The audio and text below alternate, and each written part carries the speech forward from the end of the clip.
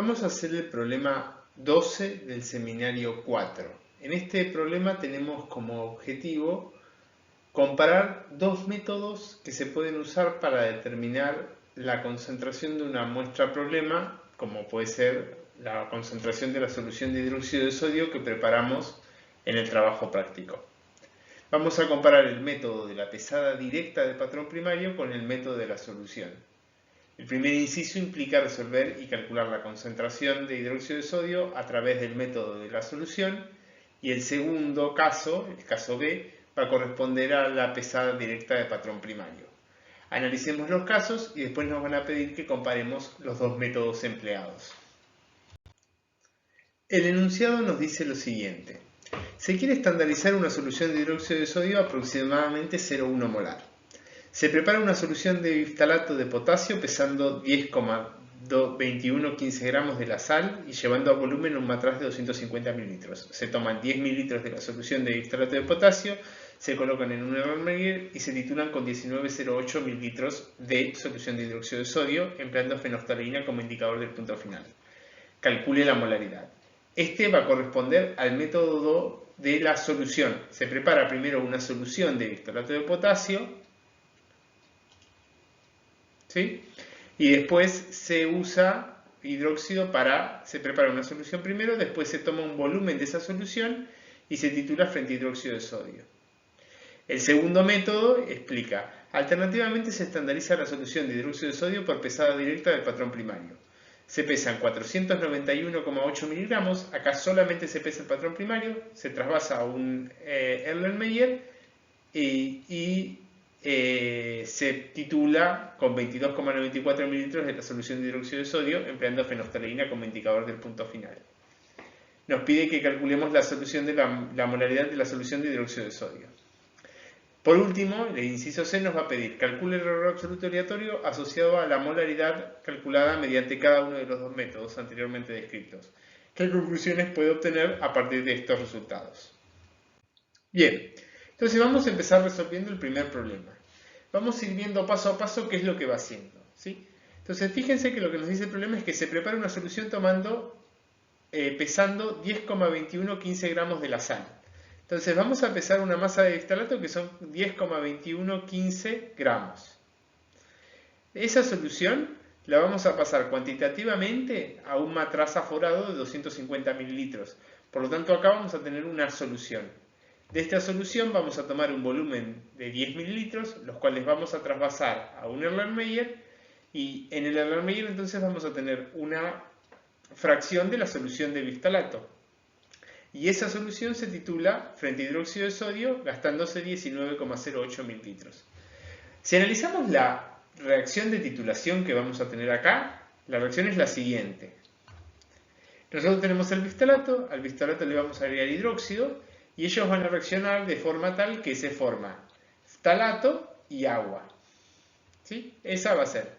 Pero fíjense que lo importante de la reacción de titulación es que la reacción entre el biftalato y el hidróxido es 1 a 1. Por lo tanto, podemos plantear que los milimoles de hidróxido van a ser iguales a los milimoles de biftalato.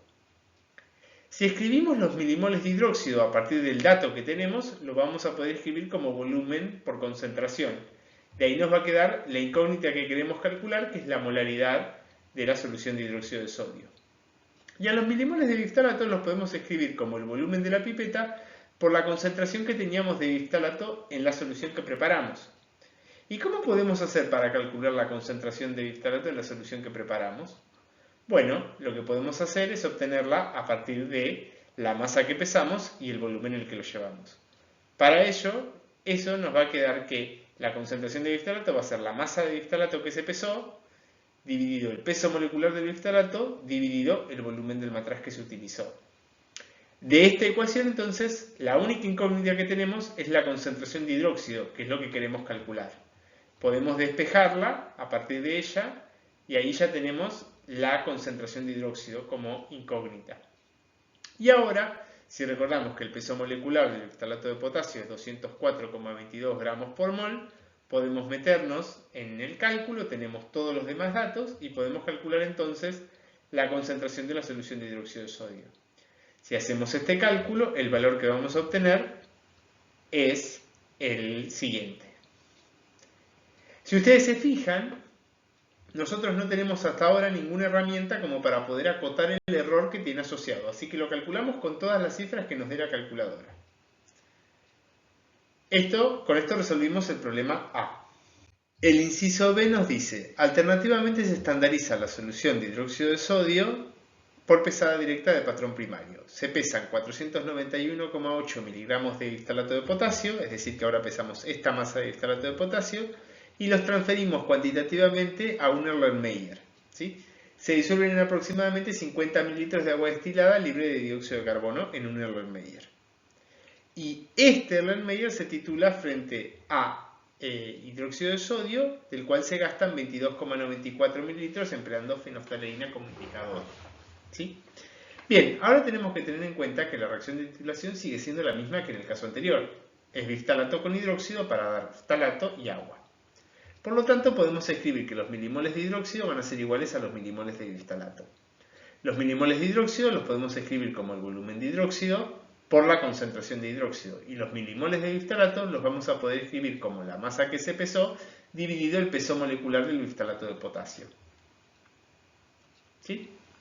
Y ahora es directo, no tenemos que plantear ninguna concentración porque no tenemos ningún volumen de solución. ¿Sí? Este 50 mililitros no nos importa como dato. De acá podemos entonces despejar la concentración de hidróxido, que va a ser la única incógnita que tengamos. ¿Sí? Si recordamos de vuelta que el peso molecular del biftalato de potasio es 204,22, vamos a poder calcular entonces la concentración de hidróxido de sodio, que en este caso nos va a quedar 0,1497765 molar. Entonces ahora nos pide que calculemos el error absoluto aleatorio asociado a la molaridad calculada mediante cada uno de los dos métodos anteriormente descritos. Y nos pregunta qué conclusiones puede obtener a partir de estos resultados. Bien, entonces vamos a comparar los dos métodos que empleamos, el método de la solución con el método de la pesada directa. En el método de la solución y en el método de la pesada directa obtuvimos dos expresiones distintas para calcular la concentración. Esta corresponde al método de la solución y esta corresponde al método de la pesada directa. Para poder calcular el error absoluto de la concentración, tenemos que calcular primero el error relativo. Y el error relativo se calculaba como la raíz cuadrada de la suma de los cuadrados de los errores relativos de cada una de las variables que se midieron para poder hacer la cuenta. En el método de la solución se midió el volumen de la pipeta, el volumen de la bureta de hidróxido, la masa de biftalato que se pesó y el volumen de matraz que se utilizó. Si uno lo analiza y lo despeja, podríamos decir que el error relativo de la concentración entonces va a ser la raíz cuadrada de la suma de los errores relativos al cuadrado. ¿Sí? Entonces tenemos el error absoluto del uso de la balanza dividido la masa de biftalato que se pesó al cuadrado, más el error absoluto del uso del matraz dividido el volumen del matraz, más el error absoluto de la pipeta dividido el volumen de la pipeta al cuadrado, más el error absoluto del uso de la bureta sobre el volumen de hidróxido. Nos queda esta expresión que es un poco compleja. Del mismo modo podríamos trabajar en el de la pesada directa, pero en el de la pesada directa tenemos únicamente dos determinaciones: la masa de biftalato que se pesó y el error absoluto de la balanza, y el volumen de hidróxido que se determinó y el error absoluto de la bureta. ¿Sí? Si despejamos de acá, ¿sí?, podemos hacer los cálculos. Tenemos que ir a buscar el error absoluto asociado al uso de cada uno de estos materiales. Eso lo tenemos en el capítulo 2, para cada uno de los materiales. Entonces, para la balanza es 0,14 miligramos, para el matraz es 0,12 mililitros, para la pipeta son 0,03 mililitros y para la bureta también son 0,03 mililitros. Entonces, si traemos cada uno de esos datos, vamos a poder hacer el cálculo de los dos errores relativos. Que fíjense que nos va a quedar esta cuenta. Recuerden siempre que los errores relativos quedan adimensionales, ¿sí? Entonces, si arriba el error absoluto está en miligramos, el error, lo que pongamos abajo tiene que estar en la misma unidad, ¿sí? Hacemos los cálculos de ambos valores y podemos obtener entonces el error relativo de la concentración, que nos da este valor que tenemos acá.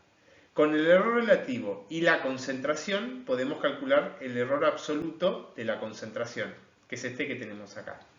Y del mismo modo podemos trabajar, bueno, perdón, antes de calcularlo con el método de la pesada directa, lo que podemos hacer entonces es expresar con el número correcto de cifras significativas cómo nos va a quedar la concentración de hidróxido de sodio. Recuerden que para eso lo que hacíamos era, con el error absoluto, íbamos al primer decimal distinto de 0 y lo redondeábamos correctamente. En este caso sería más, lo que nos va a cortar el más menos. Fíjense que tenemos un 3 seguido de un 5 que sigue de un 8. Por lo tanto, lo redondeamos a 0,0004. Entonces ya sabemos que la concentración la vamos a poder escribir con 4 decimales. Vamos hasta el cuarto decimal y nos fijamos qué es lo que tenemos siguiente, un 2. Por lo tanto, lo redondeamos dejando el número como está. ¿Sí? Y de esta forma podemos entonces calcular la concentración de hidróxido y dejarla expresada con este valor que tenemos acá. Si vamos del otro lado, el error relativo de la concentración lo vamos a poder calcular, pues si hacemos esta cuenta de acá, el error relativo de la concentración nos va a quedar un poco más pequeño que el que teníamos acá, ¿sí? Y con esto vamos a poder calcular el error absoluto de la concentración utilizando este método, que nos queda el error relativo de la concentración 0,0174 por la concentración y nos queda 0,00140. ¿Sí? Fíjense que nos queda más pequeño en este método que en este. ¿Por qué? Porque acá tenemos menos pasos, por lo tanto tenemos menor propagación de errores. ¿Sí? Bueno, y ahora lo último que podemos hacer es repetir lo que habíamos hecho acá para calcular la concentración. Vamos al error absoluto, nos quedamos con el primer decimal distinto de 0, lo redondeamos correctamente, como si un 4 lo dejamos como está. ¿Sí? 0,0001. Sabemos que lo vamos a poder escribir con 4 decimales, vamos hasta el cuarto decimal y nos fijamos en el de al lado. Es un 7, entonces lo subimos 0,01 y nos termina quedando 0,150 más menos 0,0001 molar. Y ahí comparamos los dos métodos. ¿Qué es importante? La desviación en este método nos dio un poco mayor que en este método. ¿Por qué? Porque acá tenemos menos pasos involucrados a la hora de hacer la determinación. Y eso es lo que justifica que efectivamente en el método de la pesada directa deberíamos observar menores dispersiones en la determinación. Bien, bueno, eso fue todo. Espero que se haya entendido. Muchas gracias por el video y cualquier cosa no duden en consultar, que para eso estamos. Un abrazo.